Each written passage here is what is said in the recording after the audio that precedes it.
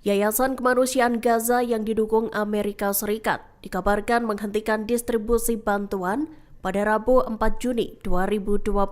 Hal itu dilakukan untuk mendesak Israel agar meningkatkan keselamatan sipil di luar perimeter lokasi distribusinya. Langkah itu diambil buntut adanya puluhan warga Palestina yang terbunuh saat mengantri bantuan. Dikutip dari Arab News, yayasan tersebut meminta militer Israel untuk mengarahkan lalu lintas pejalan kaki. Pihaknya juga meminta Israel meningkatkan pelatihan untuk mendukung keselamatan warga sipil. Seiring dengan itu, militer Israel memperingatkan agar warga sipil tak bergerak di area yang mengarah ke lokasi distribusi bantuan tersebut.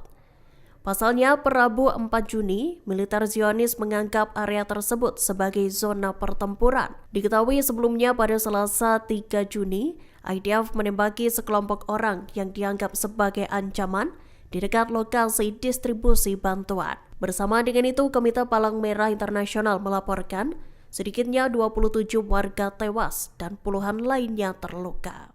Militer Israel mengaku siap melindungi wilayah maritim Selasa 3 Juni 2025. Pernyataan itu muncul seusai sebuah kapal aktivis internasional dikabarkan tengah berlayar ke Gaza. Kapal tersebut merupakan bagian dari Freedom Flotilla Coalition, gerakan global yang menentang blokade Israel atas wilayah Palestina. Dikutip dari Arab News, kapal layar kecil bernama Medlin berangkat dari Sisilia, Italia pada Minggu 2 Juni. Kapal itu mengangkut 12 aktivis, termasuk aktor Game of Thrones Liam Cunningham. Adapun militer Israel menegaskan bahwa pihaknya siap menghadapi setiap potensi ancaman. Dalam pernyataan juru bicara IDF Brigadir Jenderal Evi Jafrin, Rabu 4 Juni 2025, militer Israel akan melindungi warganya di semua lini. Angkatan Laut Israel juga beroperasi siang dan malam untuk melindungi wilayah maritim dan perbatasan di laut. Terkait kapal Freedom Flotilla, Jafrin hanya menyatakan bahwa pihaknya siap menghadapi segala kemungkinan. Kelompok Houthi Yaman terus menargetkan bandara Israel sebagai respons atas genosida di Gaza. Serangan terhadap infrastruktur tersebut bahkan dilakukan hampir setiap hari.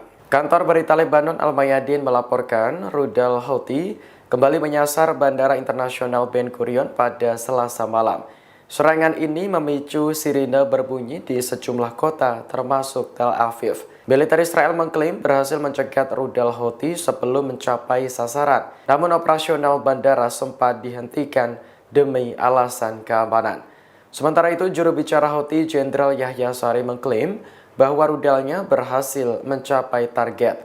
Jutaan orang dilaporkan mengungsi ke tempat perlindungan bom lantaran panik. Saree menambahkan serangan rudal juga membuat pesawat kargo militer Amerika Serikat batal mendarat. Houthi telah mencegah transfer senjata dari Pentagon ke Israel dengan cara mengganggu penerbangan selama 2 hari berturut-turut. Houthi Yaman terus menarget Bandara Internasional Israel sebagai bentuk dukungan pada rakyat Palestina. Bahkan rentetan rudal Houthi menggempur fasilitas penerbangan itu hampir setiap hari. Dikutip dari Al-Mayadin, Bandara Internasional Ben Gurion kembali diserang rudal dari Yaman pada Selasa 3 Juni 2025 malam. Serangan tersebut memicu sirine peringatan di sejumlah kota termasuk Tel Aviv. Diketahui serangan tersebut membuat pesawat kargo militer Amerika Serikat batal mendarat di Israel. Hal itu disampaikan dalam pernyataan juru bicara Houthi Yahya Saree seusai mengklaim rudalnya berhasil menembus pertahanan Zionis. Seperti diketahui, Houthi meluncurkan rudal hipersonic Palestine II ke bandara Israel. Namun, militer Israel mengklaim berhasil mencegat rudal tersebut sebelum mencapai sasaran. Militer Israel melarang warga Palestina untuk mendekati pusat distribusi bantuan yang ada di Rafah, Gaza Selatan. Larangan itu diumumkan pada Rabu 4 Juni 2025 oleh juru bicara IDF Avichai Adrai di X. Disebutkan, pusat distribusi bantuan itu ditutup lantaran ada renovasi, reorganisasi, dan peningkatan efisiensi. Dikutip dari Anadolu Agency, Adrai pun mendesak penduduk Gaza untuk memperhatikan pengumuman yang juga disampaikan oleh Yayasan Kemanusiaan Gaza. Diketahui yayasan tersebut mengumumkan bakal menutup pusat distribusi itu. Lebih lanjut, Adrian menekankan bahwa pergerakan di area pusat distribusi merupakan hal yang dilarang keras. Pasalnya, lokasi tersebut kini dianggap sebagai zona konflik. Sebagai informasi, penutupan pusat distribusi bantuan itu dilakukan seusai adanya 27 warga Palestina yang ditembak mati.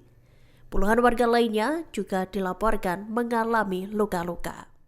Kapal aktivis internasional Medlin yang tengah berlayar ke Gaza mendadak mengeluarkan sinyal bahaya. Sinyal itu dikeluarkan seusai adanya pesawat nirawak yang berputar-putar di atas kapal tersebut. Diketahui kepanikan dialami para awak kapal, termasuk sejumlah aktivis yang tergabung dalam Freedom Flotilla Coalition, gerakan global yang menentang blokade Israel atas wilayah Palestina. Dikutip dari Al Jazeera, drone itu terbang di atas kapal Medlin pada Selasa 3 Juni 2025 malam. Saat itu kapal tersebut tengah berlayar di luar perairan teritorial Yunani. Salah seorang aktivis Linus Drulli menyatakan bahwa pesawat nirawak tersebut diidentifikasi sebagai drone pengintai buatan Israel. UAV tersebut digunakan oleh beberapa militer termasuk Israel dan Yunani. Drone itu disebut dapat terbang selama lebih dari 40 jam pada ketinggian hingga 35.000 kaki. Lina menyatakan adanya drone yang mengintai kapal Medlin menandakan betapa rapatnya misi damai dipantau. Hamas menegaskan bahwa pihaknya tak akan menyetujui kesepakatan gencatan senjata apapun tanpa penghentian total perang. Hal itu disampaikan pejabat senior Hamas Bassem Naim pada Selasa 3 Juni 2025. Ia juga menyinggung soal putaran negosiasi baru. Disebutkannya, militan Palestina tersebut telah memberitahu mediator terkait kesiapannya untuk terlibat dalam putaran kesepakatan itu.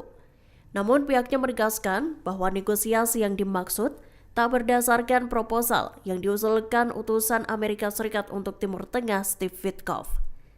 Dikutip dari Middle East Monitor, Naim pun menegaskan bahwa Hamas tak akan menerima perjanjian apapun tanpa adanya komitmen yang jelas. Hamas menginginkan adanya kesepakatan yang dapat mengakhiri perang di Gaza. Naim juga mencatat banyak negara yang meyakini bahwa Perdana Menteri Israel Benjamin Netanyahu adalah hambatan utama untuk mencapai kesepakatan gencatan senjata. Militer Israel IDF menerbitkan rekaman yang memperlihatkan serangan terhadap 2 militan Hamas. Video yang dirilis pada Rabu 4 Juni 2025 itu menampilkan rekaman serangan pesawat tak berawak Israel. Dikutip dari The Times of Israel, dinarasikan drone itu menyasar 2 militan Hamas yang membawa alat peledak. Video berdurasi 7 detik itu memperlihatkan saat 2 pria tampak berjalan sambil memanggul benda yang diduga peledak. Tiba-tiba, kedua pria itu tampak dihantam rudal. Terlihat pula adanya ledakan sekunder yang terjadi seusai IDF menjatuhkan rudalnya. IDF menduga alat peledak itu hendak digunakan untuk melancarkan serangan terhadap pasukan Zionis di jalur Gaza. Serangan itu dilakukan selama operasi Brigade Nahal di Bir Lahia, Gaza Utara.